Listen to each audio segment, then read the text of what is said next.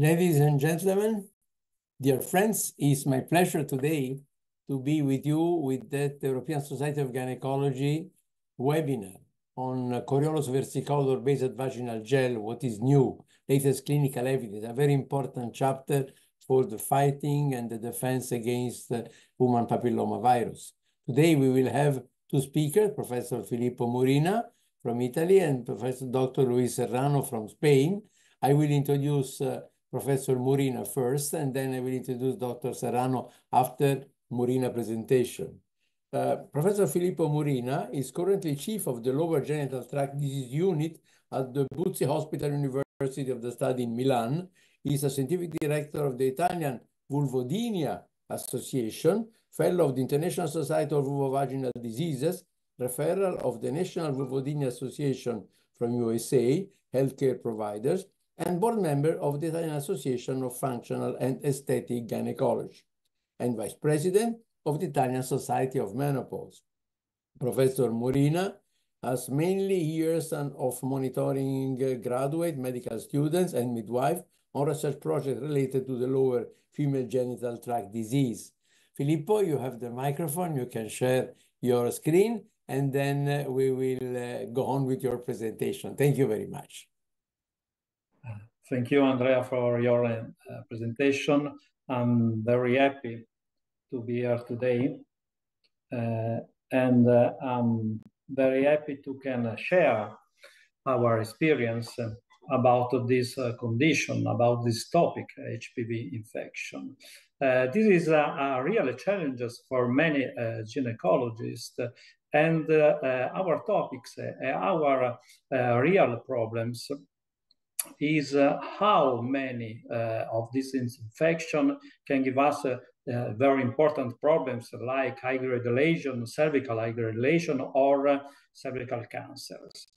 And the real challenge is related to how many low-grade lesion can progress, can give us some problems, can give us very evil problems for our patients. HPV is strictly linked to cancer. In fact, related to lower genital tract, we can have almost all cervical cancer are strictly connected with HPV infection, but also vaginal, vulvar, or anal precancer or cancer lesions. Also in the male, this is important, this infection, in fact, about 40% of penile cancer, in penile cancer, we can have this condition. As you can see, vulvar and penile are also connected to other conditions like dermatosis, in which we have the evolution, the development of cancer by HPV is also very important. And another district that we in which we have an attention is the oropharyngeal area. So HPV is strictly connected to cancers, but HPV infection is not only cancer or precancerous lesions. In fact, we have genital warts, we have other conditions, and as you can see, the numbers are very high. So for us, for the burden of this infection, is important to properly treat, to properly manage this condition, as to have a good evolution, a good treatment. HPV infection is the most common sexual transmitted infection. In fact, about 90%, I think that about all sexual active women can be affected by this condition during the lifespan. But in many cases, about 19% of cases, this condition is transient and can regress spontaneously. As you can see, the incidence of HPV infection related to age, you can find that most of the infection we can find most of the infection about 2-3 years after the start of sexual intercourse, but now we are studying another important window of the infection around the menopause or postmenopause age, in which we think that HPV can be here for many years and can be latent for many years, and these women can give us problems for the reduction of immunocompetent condition, for other reasons that we now we don't know extensively. This is a schematization of HPV genomes, and you can see there are two main areas. One area in which we have genes that are important for the involvement of the DNA virus, L1, L2, that are the genes that we can in which we can have the proteins for the capsid. That are very important for the vaccine, for the prophylactic vaccine.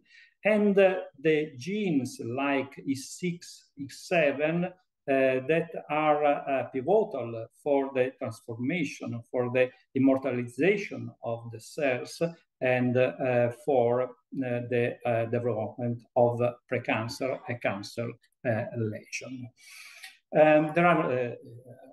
We know that there are many HPV genotypes, and the genotypes that we consider most important are those are defines high grades HPV types that are oncogenics is not, I think, that's not as very good definition, but are genes that are genotypes that we can find in precancer and cancer lesions, and low risk HPV types, mainly 6 and 11, that we can find in genital warts.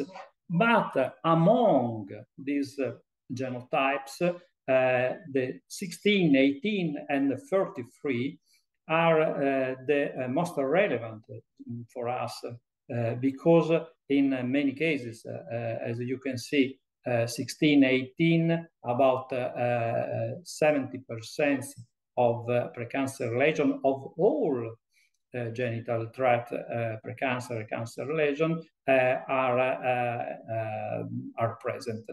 And is not only an epidemiological data, because 16, for example, is a genotypes, HPV genotypes that can give us an impairment of immunity, of host immunity, of cellular mediated immunity. So is very relevant for the interrelation between host and virus in the development of cancer, cervical cancer. HPV is spread to skin by skin to skin, mucosal skin, and the contact is relevant for genital infection. And so we can consider is the mainly sexual active infection. We consider so the sexual contact the main source of the infection, and when the HPV arrives to the mucosa, to the skin, HPV genome is maintained at a low copy number in host basal cell of the cervix, for example. For us is the main district in which we have the precancer and cancer lesions. And in this squamous epithelia can be here in the low number of copy virus. For a colposcopist like me, a pivotal area of the cervix is the junction between the ectoderm, the squamous epithelia, ectocervical, and columnar epithelia endocervical. The junction endo and ectocervix is very important because it's an unstable area. It's an area in which the modification, the infection can give us the most relevant problems because is very active as we consider the cellular replication of this area. So when we consider a pap smear on or a biopsy, we can have a low-grade lesions in which the HPV genomes are found as a little ring in the cytoplasm of the cells that we can define episomes, which represent not a really precancer lesions, but a marker of a viral infection. In a little number of cases, about 10%, the HPV genomes is integrated into the cellular host DNA, and so can interfere with the cellular replication, can give us an immortalization of the cells that is the negative evolution for HPV infection. And in this progression, we can have the expression of particular modification like a methylation, like an expression of the genes like E7, A6 genes that are essential for the evolution, the negative evolution of HPV infection. So we can say, this is an important aphorism, that HPV infection is necessary, but not sufficient condition for cervical carcinoma development. And this occur in only in 10% of infected women. But the real problem is that we have to discover, we have to consider what are the factors in which that we can modify for some aspect in the evolution for a low-grade lesion to a high-grade lesion. In fact, we know that about 60% of low-grade lesion or CIN1 histological lesion can regress, and only 10% of this lesion can progress. We have an important factor that this negative progression can occur in a very long time. It's about 5 of 10 years. So we have the time to discover this lesion and to interfere with this potential progression. In fact, during the productive HPV infection, the low-grade cervical alteration may be detectable in the screening. So in Italy, the screening is mainly made with HPV DNA test, and after with the cytology. But the screening can be made only with the cytology. A little number of HPV infection can persist after 1 or 2 years. Now we can say that 1 to 2 years can be very strictly. I think that is in many cases the infection can persist for many years, but we don't know how many this lesion can progress, can potentially progress if untreated. it's without any doubt that the genotypes is very important. As you can see, about half of high-grade lesions are related to HPV 16. Another genotypes, as I said before, is the 43 genotypes and also the 18 genotypes. Another factor that is important to consider is the age of our women, of our patients.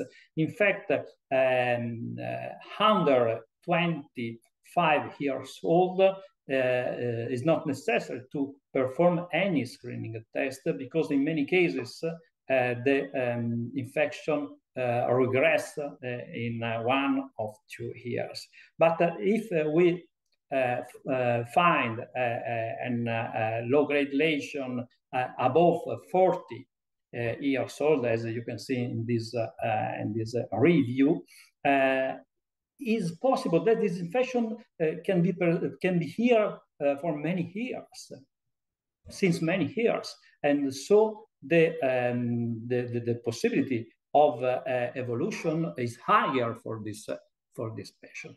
Another matter of discussion, another field of research, also for my group, is the role of the vaginal microbiome in the natural history of HPV. In fact, we can see, we can have some data that suggest us how dysbiosis, a vaginal dysbiosis, in which we have a little amount of lactobacillus, we can have like a shield for the HPV clearance. And so this condition can help to the HPV persist, how HPV can persist in the vaginal field, in the vaginal niche that is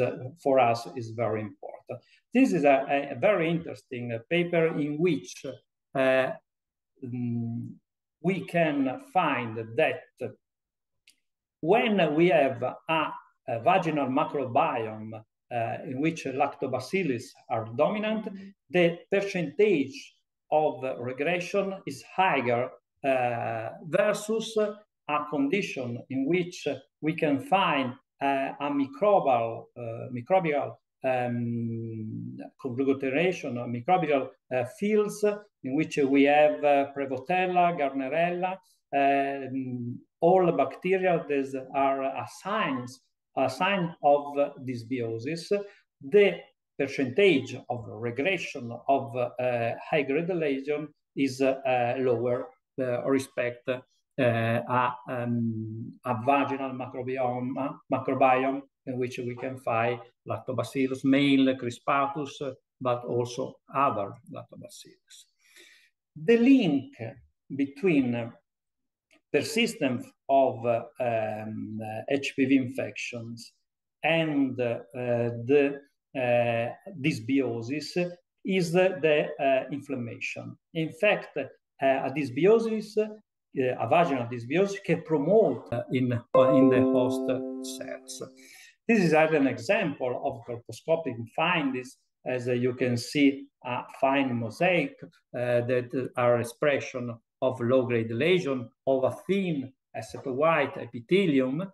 And this is the example of high-grade colposcopic high-grade lesion with a more vascular alteration, like a coarse punctation of a dense aceto-white epithelium. How can we properly manage low-grade lesions, cytological or histological lesions? This is an example of a guideline, of a USA guideline, that is not so, that not suggest us as very defined information. In fact, if CIA1 persists, you can remove it, or you can perform a follow-up. But it's important to know that we remove a low-grade lesion, we don't remove HPV infection. And so this is guideline is important to revise or to perform or to tailor our decision on the features of our patients.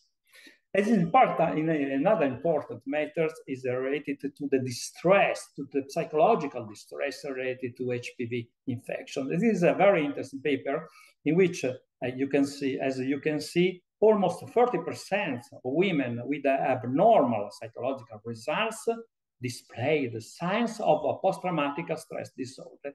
And so the counseling and to speak with our patients and to transmit that it's important to a proper follow-up. It's important in some cases to perform something to reduce, to promote the HPV clearance. So we can have we can perform a new aphorism, the so-called gray zone of low-grade lesion or CIN1.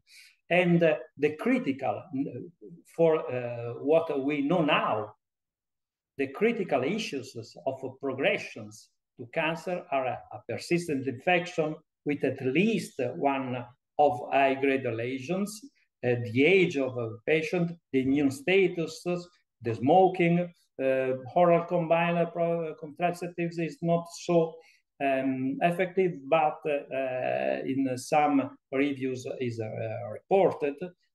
The presence of other sexual transmitted infections like mycoplasmas, like chlamydia, for example, and the role of vaginal microbiome. So how can we interfere with HPV progression? We can work toward these three main topics: the local immune response, the possibility to modify the vaginal microbiota, and we can interfere with the epithelium, cervical epithelial integrity to reduce the instability of this area. Thank you very much for your attention. I think that this is a very challenge for us, as we can have some possibility to interfere with this progression. Thank you, Filippo. It was a beautiful lecture. We stimulate a lot of discussion. And then I have the pleasure to invite Dr. Luis Serrano, who is a specialist in obstetrics and gynecology with a degree in medicine and surgery from the Universidad Complutense de Madrid and advanced training in gynecological tumors. During his residency, Luis Serrano trained at the Mayo Clinic, Scottsdale, focusing on advanced gynecological surgery. Dr. Luis Serrano, you have the microphone. You can share your screen, and then we will have your presentation. Thank you very much. Thanks a lot, Mr. Chairman. That was a very nice presentation. I want to thank you for it. And well,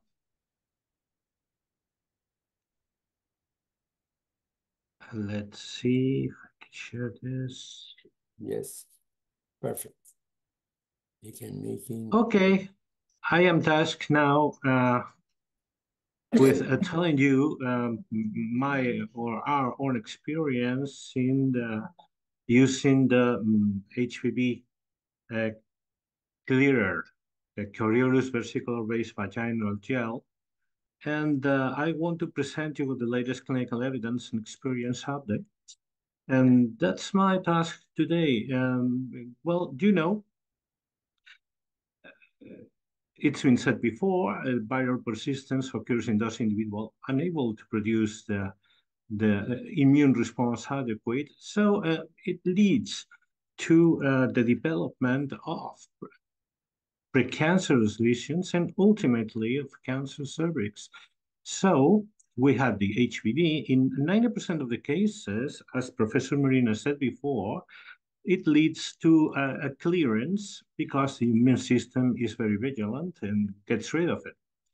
But in some cases, the immune system is not as efficient to clear the HPV, so it leads to a persistence and an infection with an oncogenical potential. And there are certain things that we don't have much control over.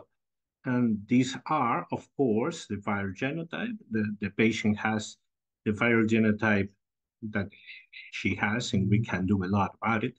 We can also do a lot about it if we talk about the genetic factors of the patient. And of course, we can modify the age. If you have a meaning to do that, I will pay you a lot of money to tell me how to stop age or to go back in there.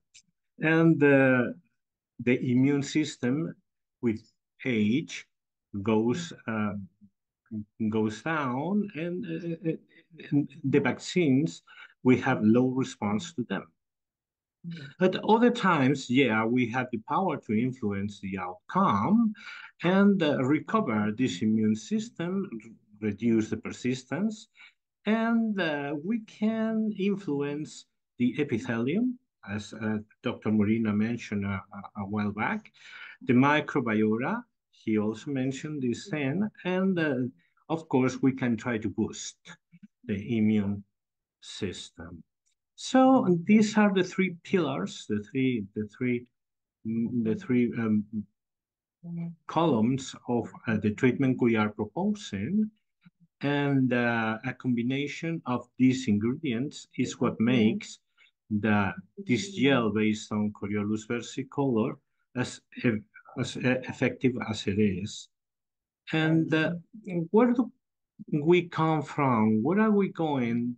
There's been a lot of studies published on the last years, both promoted by ProCare and also very independent studies here and anywhere in Europe. And if we talk about the studies that were promoted by ProCare itself, my task today is talking to you about the Paloma clinical trials. So we come from there, and I want to remind you, if you already know it or update you on it, I want to talk about the results that we had on Paloma 1. The Paloma 1 was a study, a randomized, multi-center, open-label, prospective, and controlled clinical trial that was fronted with clinical practice, the routine clinical practice, and we recruited people, a population of between 30 and 65 years of age, unvaccinated on this particular study, with HPV positive, low and high risk virus, and also with an abnormal cytology, ascus or low seal cytology. Of course, the primary endpoint was to evaluate the negativization of the pap smear, the repair of low-grade these HPV positive women. And the secondary endpoint, but very important from the point of view we are going to discuss in a couple of minutes. Of course, the secondary endpoint should be the HPV clearance. And here we randomize this population in 3 arms. The one with a standard regime that was 1 cannula a day, 21 days on the first month, plus 7 days rest, and 1 cannula every other day for the next 5 months. We also randomize people in an intensive regime, 1 cannula a day, 20 days, plus 7 days rest for 3 months, and only 1 cannula a day in alternate days for the next 3 months, and of course a control group without treatment, what we would call a routine clinical practice. And which were the results? Okay, these were the results. The repair, the regression of the cervical lesions in high-risk HPV population, here we have this graphic, and we can see that the regression of the Pap smear was very evident on the treatment groups with 88% of regression, and the control group only regressed on 56% of the cases. These are the same results, but identifying the standard, the intensive, and the control groups. The standard intensive treatment groups had very, very, very good results and very, very similar results, while the control group only regressed on 56% of the cases. This was according to regression of the lesion of the ascus and low-seal cytology. What happened if we took a look at the HPV clearance? Well, as a matter of fact, at first glance, the results were not as dramatic because the control group was cleared the virus in 6 months in 40% of the cases, while the treatment groups did it on 63%. That's only a 50% more of clearance in the treated groups. But take a look at that. Take a look at that. The standard regime, when we individualized the 3 arms, the standard regimes we found out it was really no better than the control group in terms of making the HPV go away, while the intensive treatment group was dramatically better at that. And of course, it was nearly double the control and the standard treatment groups. So, well, that made us wonder if the intensive treatment was the real deal, was the deal that we needed to do to be effective about HPV clearance. So this took ProCare to finance a second study, what they call Paloma-2, and the Paloma-2 was designed to be made only on public hospitals in Spain. These are most of them that were recruited for doing this study, all very well-esteemed hospitals in this country. What all in all, 19 public hospitals coming from all corners of our country. And the recruitment was very similar, only this time they only recruited high-risk HPV positive women, and no low-risk HPV were accepted. They accepted vaccinated people, and again, they were randomized on 3 different groups, standard, intensive, and control, just the same as Paloma-1. So this time, we also needed two different HPV tests. The public hospital in Spain used the COVAS test to differentiate the high-risk positive women from the negative one, and the ones with a COVAS positive test was later checked by the declared HPV-4 of a centralized laboratory, and only in case that both tests were positive, they were included in the study. Why they did that? Why we need 2 positive HPV tests to be admitted on the study? Because they thought that the inclusion was then more strict, more consistent, and we were not going to put into the study these people that had 1 test, because they can be very, very transient infection. As we know, there are some times that, depending on the viral load, the head of the HPV, so to speak, can be above the threshold, and you don't detect it at all on another test a month later. So 2 different tests that checked positive were the guarantee that we were not in the phase of a transient infections. So we thought that with the time, these infections were detected and more consistent. What about the social demographic data? Well, the age were very similar on the three arms. Actually, was around the main age around 41 years old, and with a very high risk HPVs, it was between 38 and 42 years. How about the diagnosis? Well, you have here the diagnosis between ASCOS, low-grade cell, between the three arms, and again, they're very similar, and there were not statistical significance in the distribution and randomization. What about smoking habit? Well, the smoking habit was pretty much the same. Actually, the control group was the group which smoked the least, and anyway, it was not significant again, so there's not a bias regarding the cigarettes.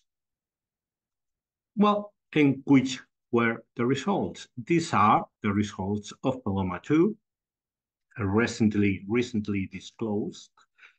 And again, we have a very, very dramatic increment of the clearance of HPV when we use the intensive regime regarding the control groups and the standard treatment group.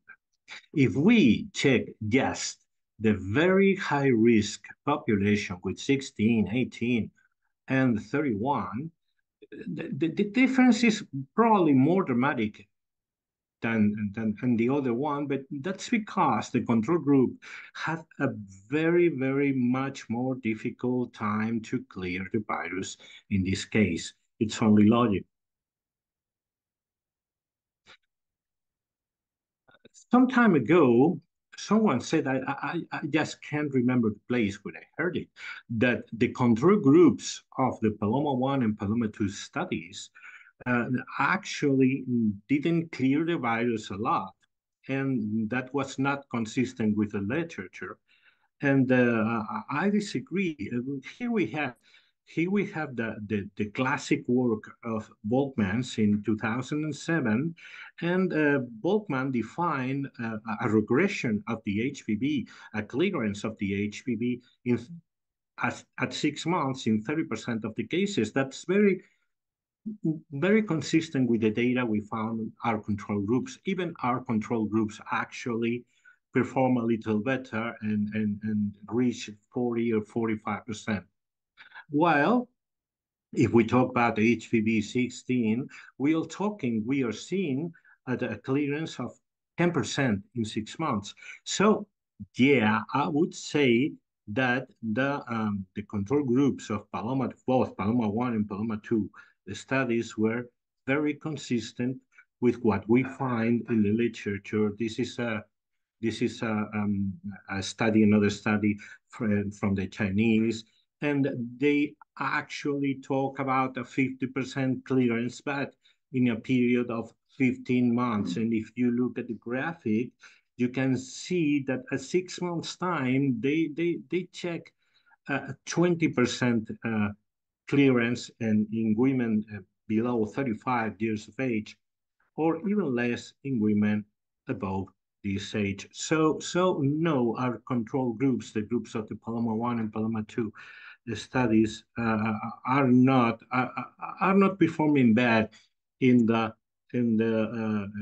question of the clear trend of dramatic results with the intensive regime.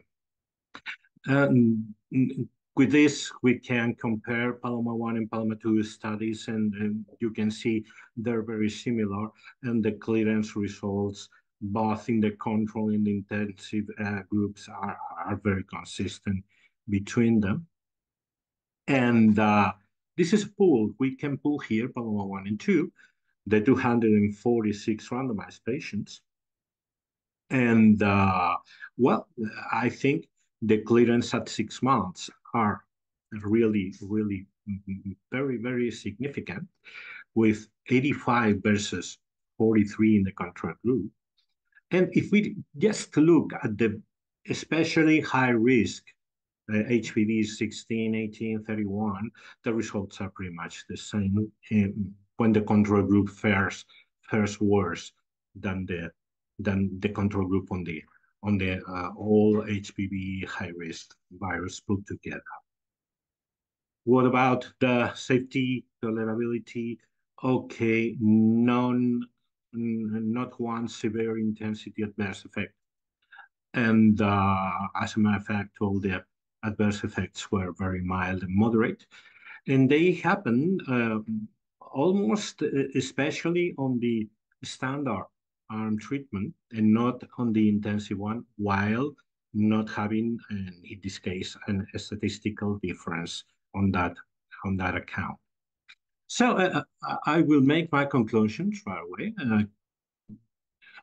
We can develop this vaginal gel rationally, and it was made to attack these three pillars that we talk about a while back: the epithelium, the microbiota, and then immune system. And it has shown efficacy in lesion repression, in clearance. Well, we are talking now as this particular time in 1,300 patients in clinical trials, all in Europe, not only in ProCare funded studies, but also on independent studies. The consistency between Paloma 1 and 2, even though they are done in different hospitals and in different populations, are very consistent. The regimen B, the regimen intensive, is a lot more effective for HPV clearance, which proves that there is a clear-cut dose effect. So it's not due to a placebo effect, as some people may have mentioned. And this is pretty much what I wanted to say. And I will be around for your questions and for your interest. Thank you very much for giving me the opportunity of giving these results. Thanks. Thank you, Dr. Serrano, for the beautiful presentation, and mostly for sharing so nice and interesting data on the effect of papillo care in the prevention of the evolution of the disease. And then now we can have the discussion and question. I invite Professor Murina. Filippo, are you here with us? So thank you very much. And then we will start with question. And I would like to ask you, you mentioned that the HPV infection is necessary, but it's not sufficient. This is a very important factor, mostly for our patient. Then I would like that you share with us your impression. What are the major factors who are responsible of that evolution? Thank you, Andrea. It's very, very interesting question. That's difficult, real challenges for us. Now we are studying, for example, some biomarker, P16, Ki 67, RNA, HPV, to discover, to point how of this lesion can progress. The smoke is very important. One field of research, as I said before, is the microbiome. I think that is very, very important. Very important because we perform a study in which we use, for example, probiotics. We discover that if you can change in some for some condition of the vaginal microbiome, you can help for synergistic effect with other products or other therapeutic options, like said before by Luis in the Paloma study. That's very, very interesting. Thank you. And then we have Luis, a question from Zacarias Flores Mariano. How does applying a gel for these months affect sexual life? Can you? I don't think it, yes, yeah. I was just thinking. Yes. I don't think it affects it at all, because they ask, and when should I apply the the medication, the genital health? And I always told them, well, last thing you did before you shut up the light, that's the moment you have to do it.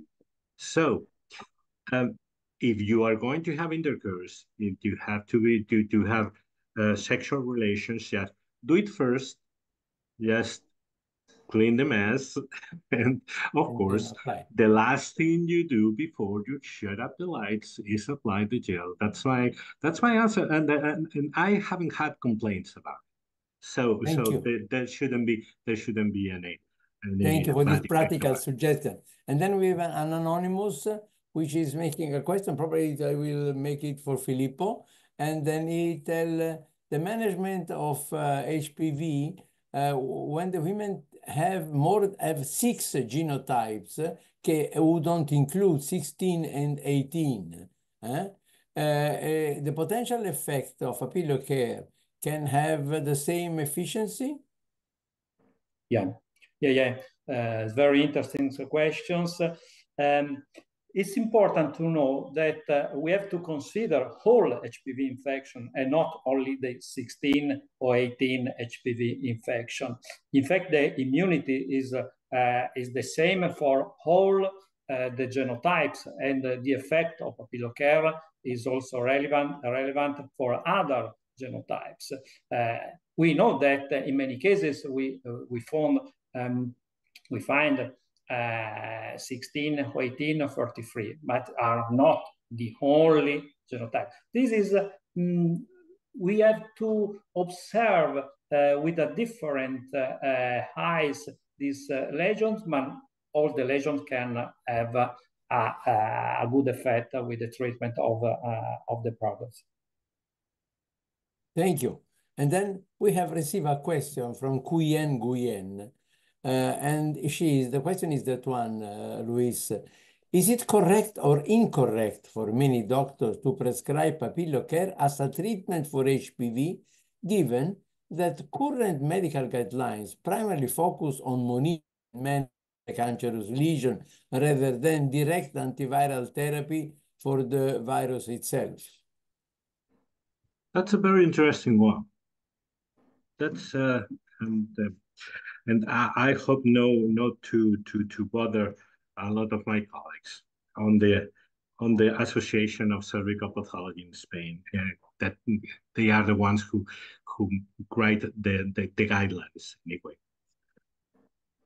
You know what? The guidelines tell, and for several reasons, as a matter of fact, and it's not a trivial reason, what Professor Murina mentioned a lot in his wonderful presentation, that is the psychological effect. Because the patient are always asking us, what can I do? What can I do? Should I smoke? I don't smoke. I have never been a smoker. Or I always use the condom, and it does work. I mean, these results that we presented, of course, we had to do more studies and more clinical trials, but they are at least pointing in the direction that they have an effect. So why? I just do the inverse question. Why don't do it? If you have this tool, why are you not using it? It doesn't, we are not saying that you should treat HPV virus diseases or HPV lesions any other way than the way that they are telling us in the guidelines. But we can add this up to our patients, and I don't think of a reason why not do it, frankly. Thank you. And then, Filippo, you mentioned that vaginal dysbiosis is also a factor. And then we have just a question now from Michael Samaha. She says, thank you. And she asks, can probiotics containing lactobacillus help in the regression of the low seal? Thank you, Andrea. I want to say something about what said Louise. I agree with you, but there is another problem. In many patients, we have an over-treatment. Over-treatment with some problems are related, for example, with negative obstetric outcome. If we don't treat proper this patient, we perform excision of the cervix that is not necessary, but can give us some problems after the pregnancy, for example. Regarding your questions, we have a very few papers, very few studies with the use of probiotics in for the HPV clearance. And the problem is related to that we have many probiotics.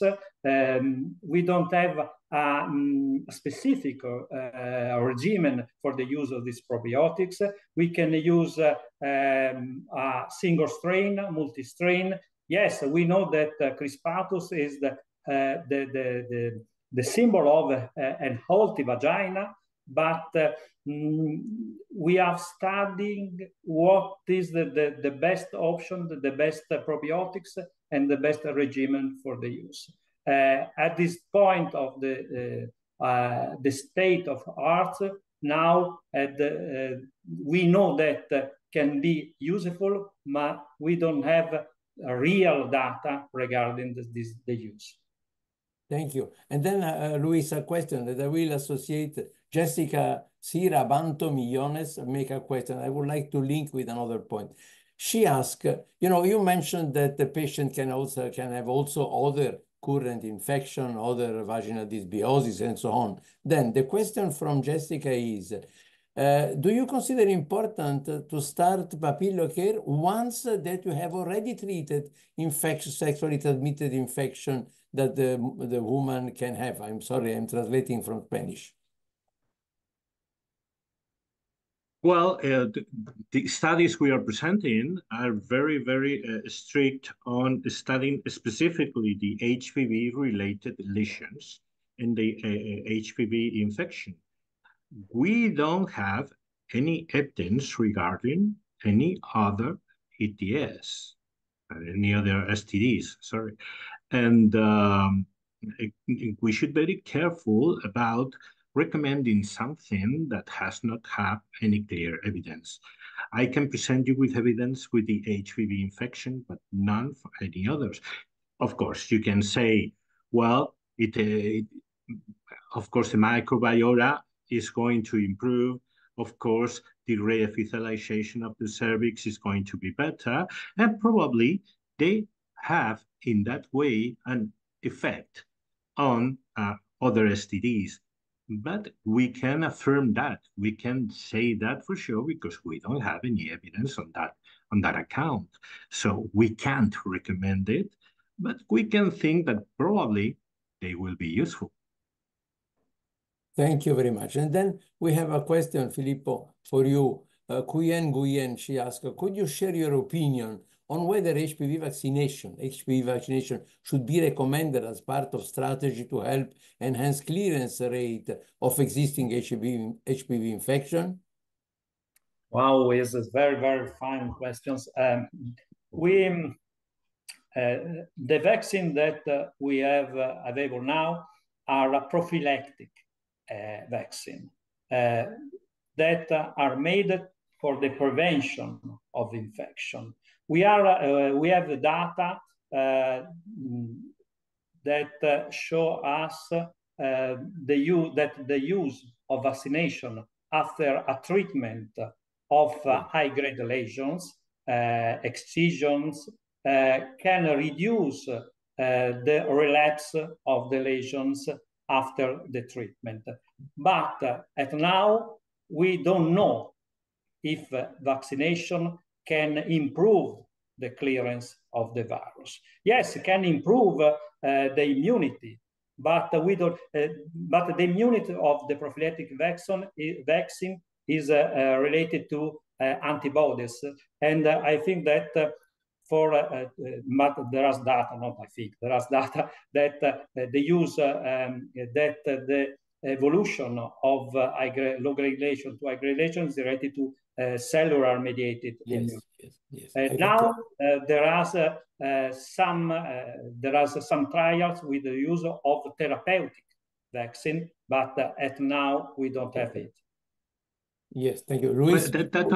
That was an interesting question, and if you don't mind, Chairman, I would like to add a little bit to this answer. The vaccine is not going to work when over the DNA of the virus that you have integrated in your cells. That's obvious. But when we have new virions, new virus on your vagina produced by these cells that are infected, these viruses are probably going to be put down, get rid of by your antibodies from the vaccine. So you probably are less infectious, not only for the people that have intercourse with you, but for yourself. And it's going to be more difficult to have new lesions on your cervix. So this stands to reason. Of course, we don't have studies to make that assumption and to say, hey, there's evidence in this regard. But I think it's safe to recommend it, because this probably will be the effect that we are seeking when we are vaccinating people with the DNA integrated in their cells. Thank you, Luis. Then I have another question for you from an anonymous. Is asking, consider that currently there is an emphasis on latent HPV. Is 6 months follow-up sufficient to determine that the HPV has been eradicated by papillocare? That's another very good question. Yes, because we are introducing ourselves here on the concepts of latency and the concepts of reacquiring the virus. Okay, when we do the following of these people, normally we check 1 year later and 2 years later. And I have not seen evidence of reemergence of this virus, because these patients that are in Paloma 1 and Paloma 2, especially in Paloma 1, many of them have been my patients, and I have been doing a following for a year and 2 years. This is not published because it is not part of a clinical trial. It will be interesting to study them on a larger scale to see if this virus will resurface. But do you know what? I don't think so, because my experience, and this is personal, and I don't have any way to prove it to you because there's no a clinical trial in that respect, is that they don't make a reappearance later on. But according to the potential of this virus to be latent there and reappear later in time when your immune system goes down with age, we really can't say on that account. But it, of course, the scope many more from now on. I don't know if I've answered the question you have offered a lot of points who can stimulate also the people to think about, because this webinar has also to stimulate the discussion and the thinking about people. And we have a question, Filippo, for you. What is your opinion about the serology and blood test of antibodies for HPV? If a patient is negative, does it work to vaccinate her to support clearance? Not Andrea, is not useful because the infection is strictly related to a little portion of the lower genital tract disease. The virus is very strange because is a little amount of virus and on the tissue, and the use of serological antibodies is not useful. Was used for the trial on the vaccine, but is not useful for us. Thank you. And then Zacharias Flores Mariano asked Luis, you, were patients included in Paloma 1 and 2 ruled out for other sexually transmitted disease, and were HIV positive patients included? Now the answer is no, because they were rejected. If they had other condition apart of HPV, chlamydia, or ureaplasma, or even a candidiasis, even a fungus infection were rejected. And HPV, for course, because they were not admitted to the trial. Yes. And Filippo, another question for you. What about treatment in pregnancy? That's a good one. Very interesting questions. Yeah, in pregnancies, the HPV is not, I can say, is not a real problem.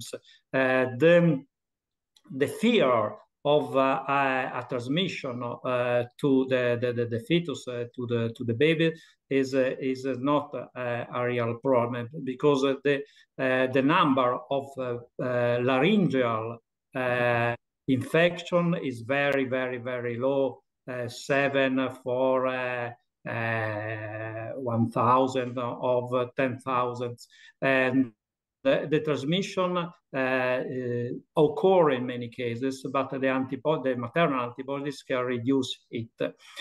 So we don't make nothing during the pregnancy, and we do not suggest the cesarean section for women with HPV infection.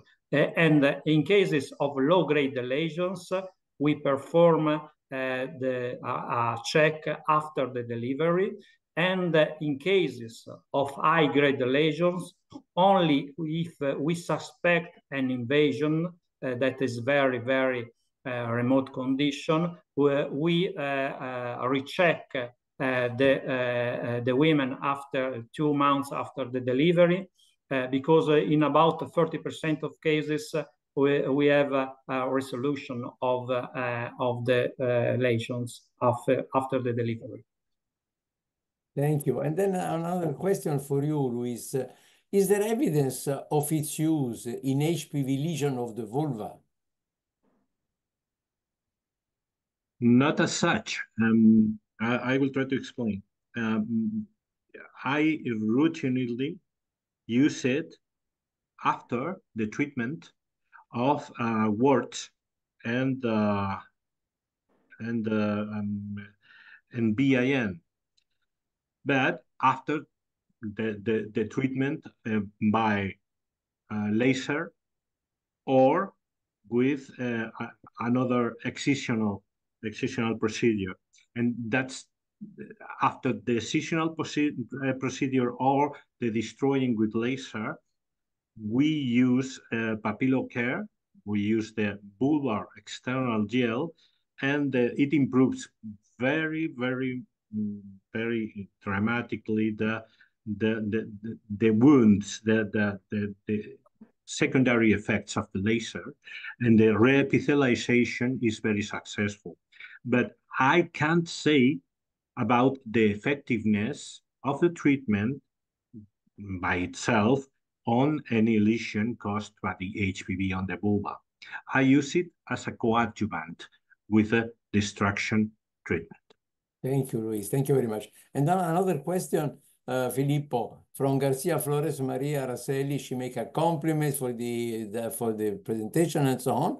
And she asked if it should be relevant, the use of Papillocare to maintain the vaginal microbiota. Yes, I think that Papillocare can act indirectly with the maintaining of an healthy microbiota, vaginal microbiota.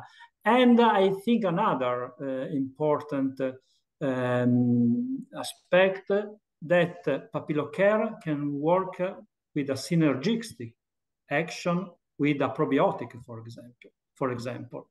I think that the two products can give us a a potential relevant therapeutic option for these women. I think that is the future, because we use it and our preliminary data as very, very interesting. Thank you very much. And then we have, you have a comment, Luis? No. Yeah. Yes, well, please. That is a pleasure. It's not a comment. It's more, I absolutely agree. I agree with Professor Murina. And we did, as a matter of fact, in my center, we did a very small study with 21 patients, HPV positive patients, and we treated them. First of all, we demonstrated that they had CST4 type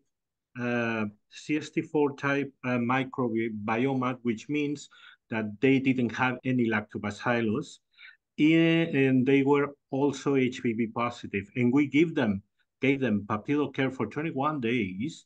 And after these 21 days, every single one of them had begun to grow the lactobacillus inners, and at even if at a lower degree, the lactobacillus crispatus, just with 21 days of treatment.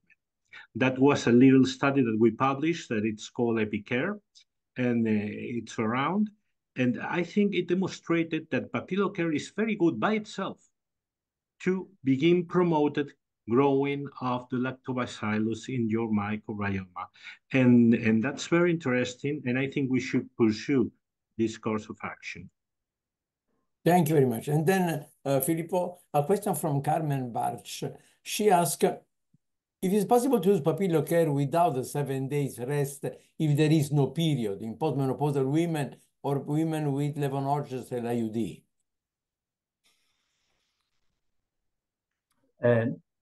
A real challenge is the treatment of these low-grade lesions in postmenopausal women, because in this patient we have a difficult to properly visualize the cervix, because the trophic changes of the epithelials as very detrimental for these patients.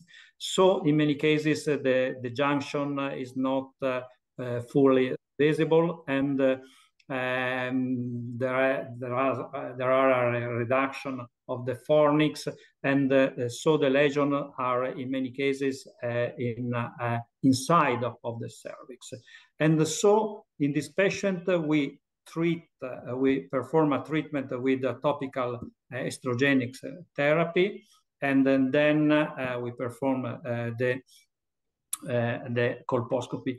And I think that treatment with a local estrogenic therapy with the use of papillo care potentially can have a role to the clearance of the virus. Thank you. Dear friends, we are now at the end. I would like to have now a final message, We started with Filippo, and then we will start with Luis. Luis, you have first the microphone. It's very, very important, but it is more important proper counseling for this patient to avoid overtreatment and to use a proper therapy, a proper pathway for